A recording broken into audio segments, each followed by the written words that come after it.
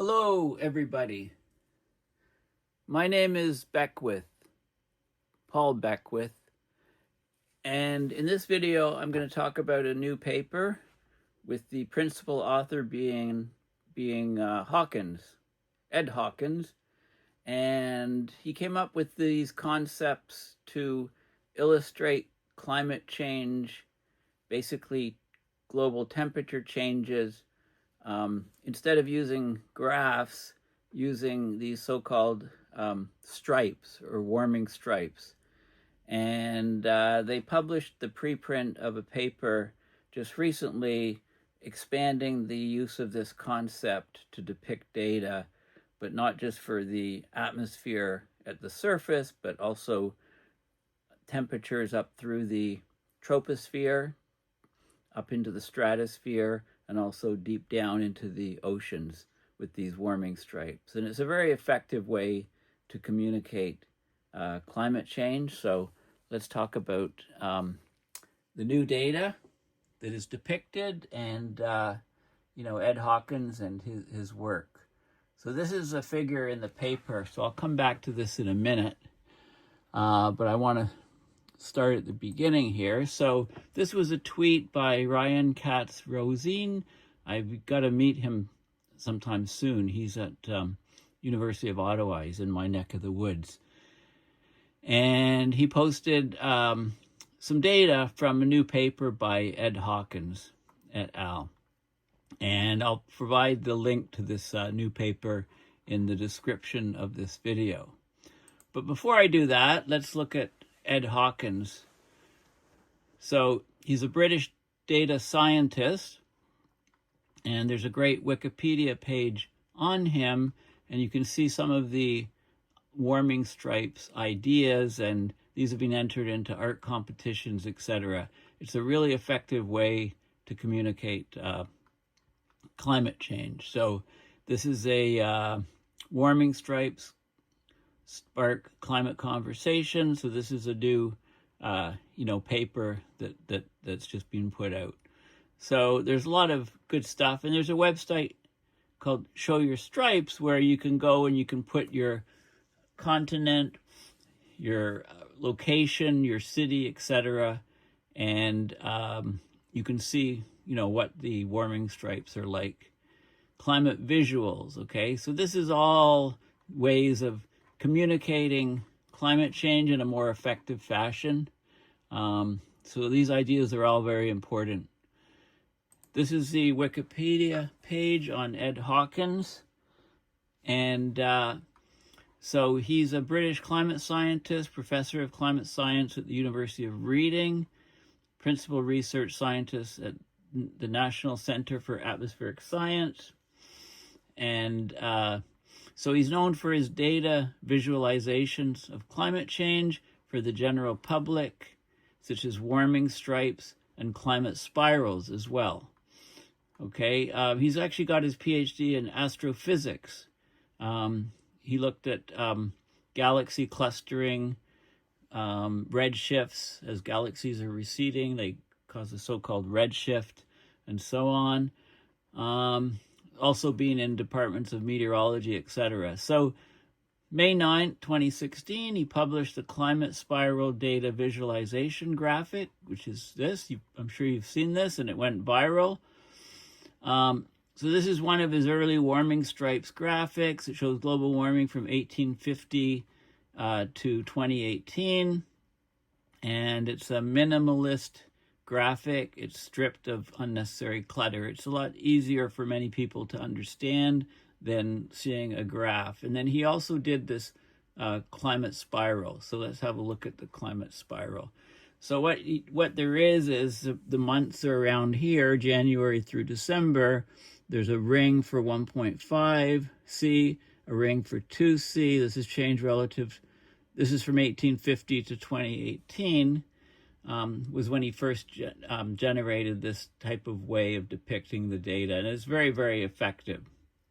It's very easy to see. It's very intuitive. Okay, so those are the main things that he's been, that he's known for. And he's got all kinds of awards, member of the Order of the British Empire, for services to climate science and to science communication.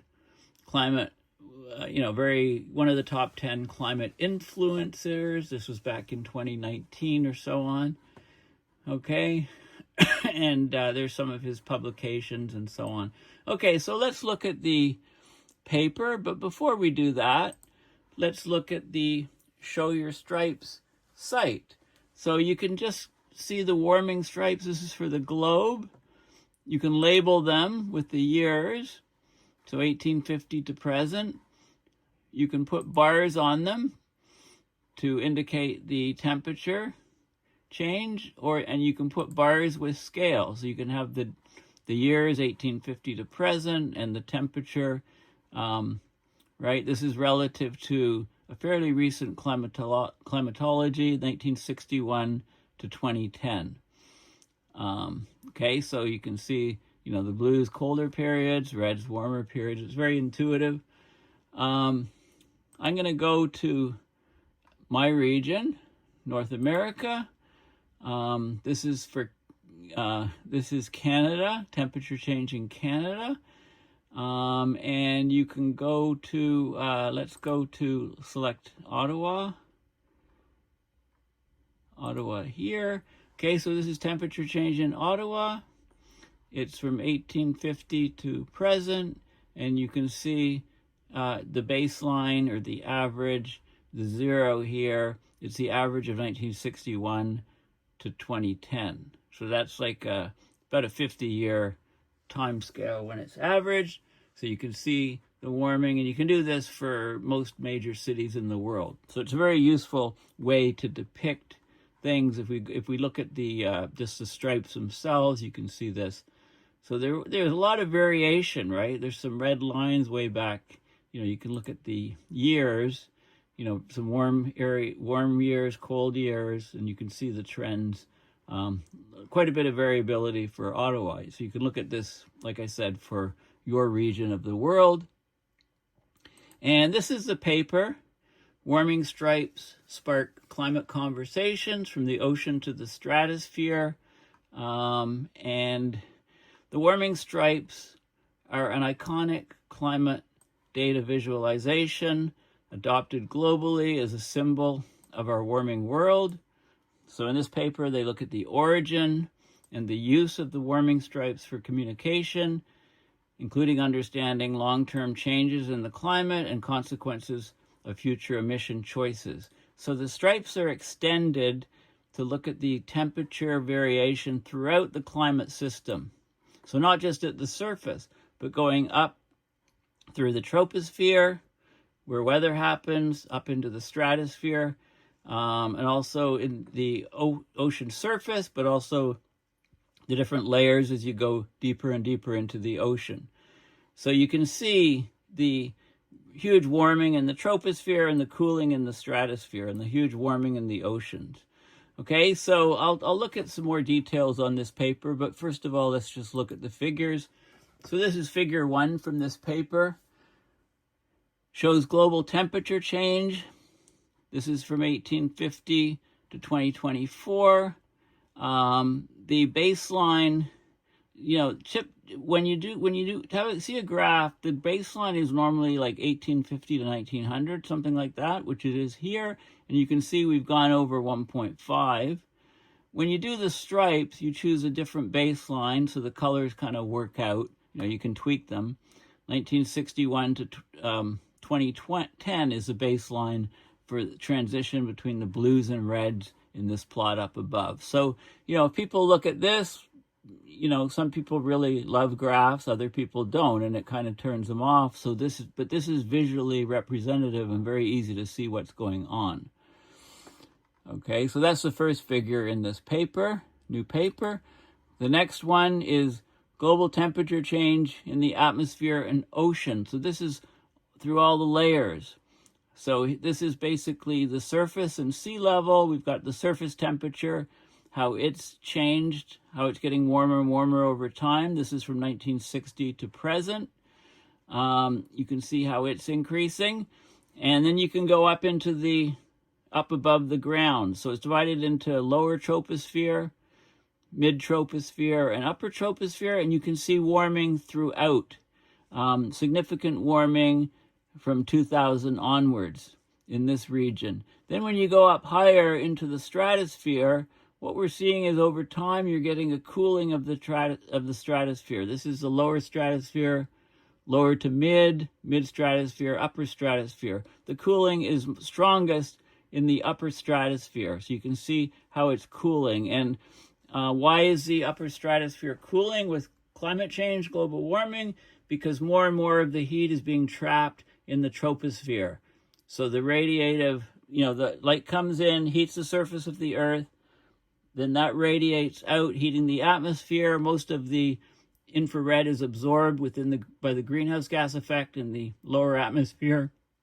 There's less reaching the upper atmosphere. So the upper atmosphere, the stratosphere, is actually cooling, a sure signature that is of global warming / climate change.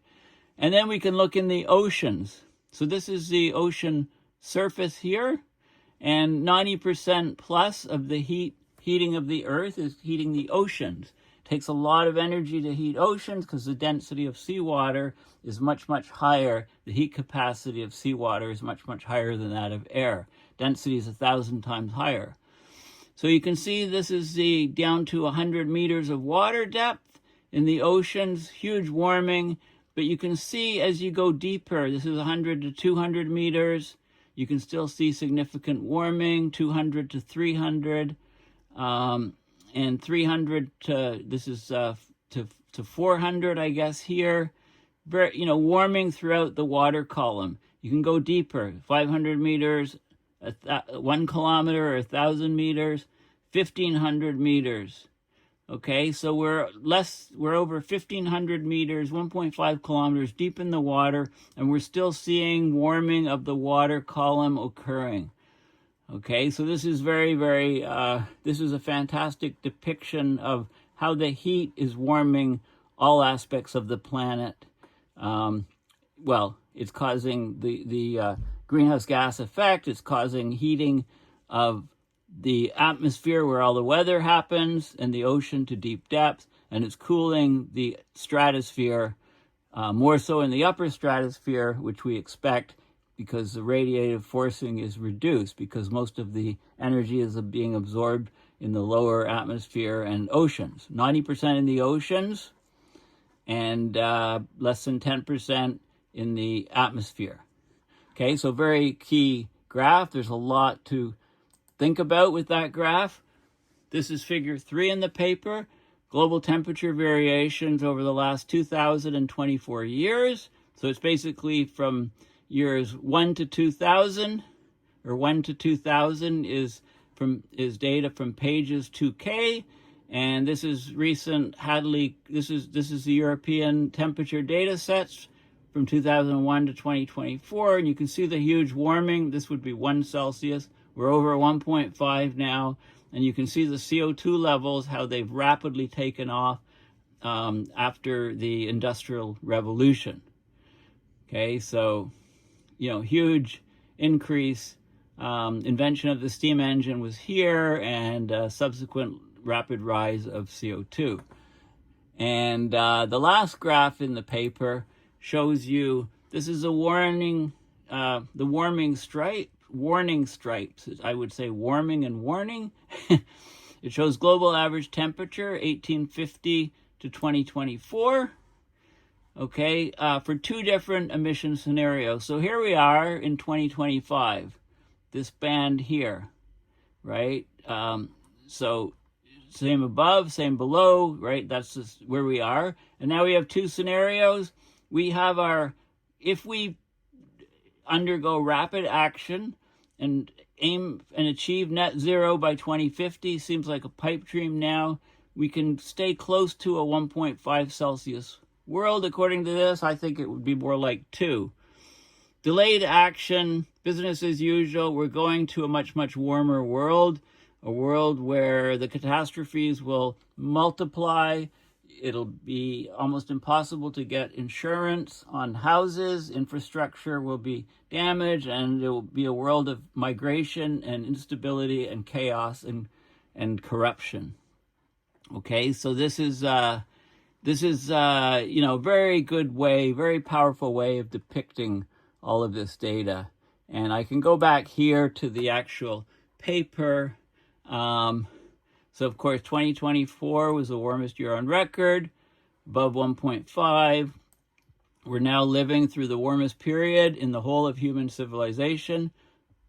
We're getting climate-related risks increasing with every bit of further warming. Scientists, policymakers, educators, and campaigners need a wide variety of tools to effectively communicate this scientific reality to broad audiences. So this is the whole point between the warming stripes. It's a simple and accessible data visualization method. It's effective, it's ubiquitous illustration, can communicate these concepts, right? So it's basically the observed changes in global mean near surface temperature, condensing more than 1 billion individual thermometer measurements into a set of simple colored stripes to include the average temperature in each year since 1850. Okay, and they mentioned the website Show Your Stripes info, which empowers individuals to see their own local stripes, and that allows a deeper connection with the data and the changes that they represent. So if you haven't done this, go to Show Your Stripes and put in your location as best you can, closest to where you are, and you can see how the temperature has changed since 1850 in your region. So these graphics and different versions have been used by weather forecasters, rock bands, fashion designers, sports teams, authors, artists, community groups, and many others to start conversations about climate change across the world. It's very simple. It's very intuitive. It's different from traditional styles of graphics, and it's, you know, the clarity of the warming stripes. It means that they're easy to share and adapt. Okay, so you know, the warming stripes break many conventions for scientific graphics. They don't include any axes, you could add them, or scales. Uncertainty is not represented, but this simplicity helps explain why the stripes are so popular. You don't need to be able to read a scientific graph to understand their underlying message. It's also being considered as art. In fact, the stripes are going to be part of an exhibition highlighting design as an agent of change at New York's Museum of Modern Art this year. Okay, so, and then, you know, as I go through the paper, I come to these graphs, which I've already talked about. Okay, so it talks about the history when the first versions of these graphics were published online, used at a public event at the Hay on Wye Literary Festival UK in 2018, and people loved them, and then it started to take off. Meteorologists started showing them, etc., etc. So it's really good, and they've expanded, you know, in this paper, they expand it to not just the surface and the ocean, but up to the top of the troposphere, up into the stratosphere, the cooling, you can clearly see, and the warming and how deep the warming penetrates into the ocean. So it's very useful. This kind of puts it in the big picture, the last 2,000 years with the warming stripes. Here you're combining the fluctuation with the colors. And of course, this is very, very sobering. This is where we're heading right now, business as usual. This is going to be a very difficult world to thrive in, to even survive in. And we want to, you know, we want to we want to protect our future and give ourselves a future. We want to aim for being in this region. And there's lots of references and further reading in this paper. So it's, anyway, it's a very powerful technique. So I encourage you to, to go to Show Your Stripes, and let's have a look at, let's go back to, let's say we're in Africa. You know, let's go and say we're in not a lot of countries here. Oh, this is Algeria. Okay. Let's say we're in, pick a country. Let's say Brazil. Well, that's South Africa. Let's say Botswana. I don't know. Where do you want to pick? South Africa. And we can pick a city, Cape Town, Durban, Johannesburg, for example. And you can see the temperature change labeled, the warming stripes in general. If you can label them with years, you can put the curves with the bars, and you can put scales on any of these things. And you can do this for any part of the world. So it's very useful to, it's a very useful and powerful aid to better communicate what's happening with climate change to our globe, and you can zero down to your particular region of the world. So it's very powerful. Please consider going to paulbeckwith.net and donating at PayPal to support my research and video as I connect the dots on abrupt climate system change. And if you like that saying, connecting the dots on abrupt climate system change, you can just Google Paul Beckwith store, and you can go here and you can have a look at some of the sayings that I use here. Here's connecting the dots, abrupt climate system mayhem. And, what happens in the Arctic doesn't stay in the Arctic. This is probably my favorite. You can ignore climate change, but it won't ignore you. And I'm going to have to get one with the warming stripes on it, which I don't have yet. Okay, well, thanks again for listening, and bye for now.